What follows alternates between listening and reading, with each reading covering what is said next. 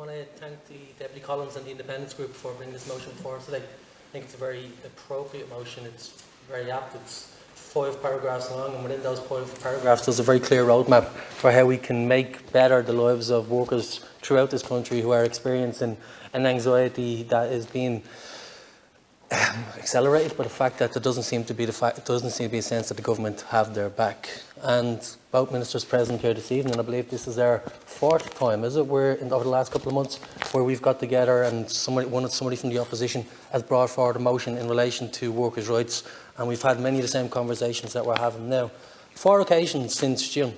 We don't do that to be a nuisance. We don't do that because we want to get on your nerves. The reason why there's been 4 motions, 3 of which pertain specifically to Debenhams since June, is because there is a genuine absence in the law of protections for workers. And what we are encouraging, trying our best to keep on the record of this House where we create laws, is that within that absence people's lives are being impacted detrimentally, and we can, through the mechanisms at our disposal in this House, make them better. That's all we're asking. And I do believe we can change that.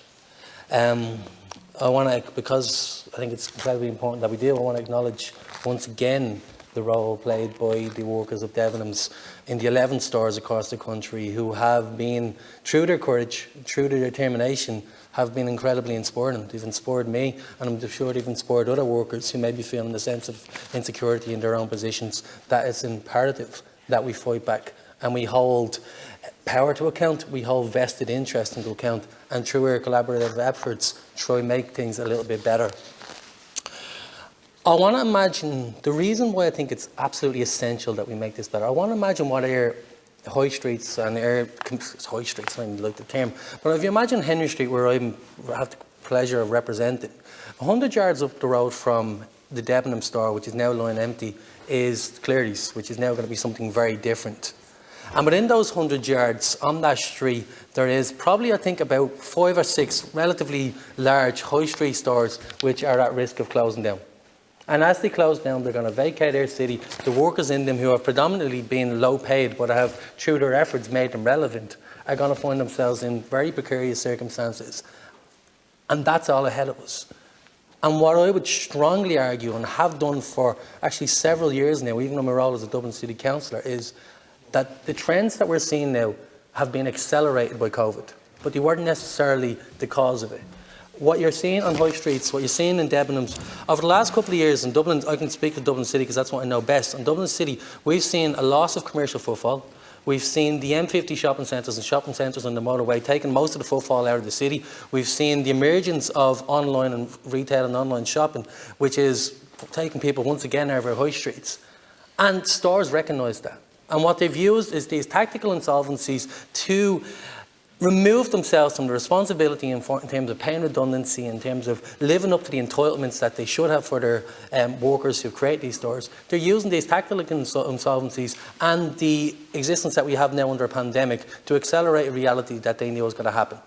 And if we don't step in, if we don't reimagine how we can protect their workers, reimagine how we can rejuvenate those streets that are just not commercially focused, we're going to have cities all over the country that are just lying bare, and the people that built them up being left behind. I think that's absolutely essential. I want to talk about the Duffy Cattle report, which features heavily in the motion. I had to reread the Duffy Cattle report today. It's been my 3rd reading of it since I was elected in February, and probably the 4th since I was emerged in 2016. I'm reading this document. It's a very moderate document. It's actually quite conservative in its approach. I was expecting, such as a fear that I seen Fine Gael having, I was expecting something like Mao's Little Red Book to be in there. But it actually isn't. It's quite a conservative document that has a number of recommendations that are actually very moderate in its approach. And it's, Minister, I disagree with you entirely that the Duffy Cattle report was commissioned solely on the basis of what happens in Cleary's. Cleary's was an impetus for it, but I mean, we had Vita Cortex before that, we had the Paris Bakery, we had any number of incidents that were happening when workers were being left behind and their statutory rights were not being protected by the state. And within the Duffy Cattle report, I have to ask, how are we prioritising a report like that, which is so moderate in terms of its approach, is simply not being enacted 4 years afterwards? Minister, you told me that we can get together and we can have it, in your opening statement you said we can get together and we can talk about it. it's already been, it's been 93 days since this was first brought to the attention of the Dáil. I mean, when you say we can get together, is that just a way of fobbing us off? I mean, do you have a date in mind? Is that next week? Is it a week after? When can we all get around the table and discuss the implications of that? Because anything else is simply just fobbing us off, and it's not really acceptable. The amendment, the 5 paragraphs that were presented by the independent group are very reasonable. The amendment that was brought forward is a lot longer and actually says nothing and is quite insulting. I think in terms of how we collaborate, there are many instances where we're going to disagree across opposition and government. This shouldn't be one of them. I think across the opposition, across the government, be it the Taoiseach, the Taoiseach, everyone else was out standing with the workers, talking about how we'd like to collaborate to make better their lives. And yet, this is the third occasion a motion has been brought forward from opposition, and it's simply just been, with a stroke of a pen, it's been removed out. I mean, I'm not sure did anyone even have a conversation with the proponents of the motion? Did he sit down and actually say, well, we don't agree with this part, but maybe we can collaborate and we can bring in this aspect of it? Or was it just a case of, nope, bring forward a lot of ridiculous nonsense here that actually means nothing? Because let's just be truthful, what this tantamount to is nothing. There is a language in it that's actually quite dismissive, even in talking about the only asset report to be in consideration is some stock in the stores. Some stock in the stores amounts to 25 million.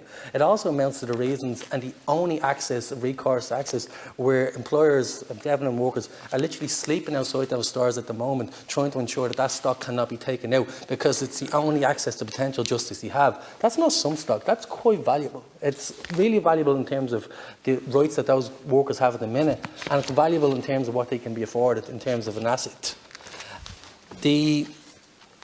What we will, and the emotions will continue to come down, what we're actually doing here fundamentally is about the role and the protections we employ workers in this city, in this country, and the value we place on their trade unions and trade union representatives. Because it cannot go unsaid again that this was an agreement between a trade union was reached on 4 weeks redundancy, and it's just been dismissed. And what do the workers have? Absolutely nothing. Absolutely nothing other than to sleep outside stores in a manner that, I mean, it's incredibly courageous, but they shouldn't have to do it. I think one of the most lamentable sights we will see from this pandemic period is working class women being led into police stations. That is a sickening sight, and everyone in this house owes those women an apology. And all they're asking for is 4 weeks entitlement. They won't have a job after this, despite the fact that they filled it up. I mean, Christmas time, they would have been working hard to ensure that when we're in the stores, we are looked after, and seeing them being led into police stations is beyond lamentable. And the fact that we're still saying that we can't do anything, that effectively tough luck, is a disservice. And it undermines the role of this House in terms of writing legislation and enacting laws that reflect the type of country that we want to live in. Because if we really valued those workers, and not just through the mealy-mouthed words, if we really valued them, we'd be sitting around the table talking about the type of laws that we can enact that can make better their lives at this moment in time. The Duffy Cattle report is definitely a start in that regard. Thank you.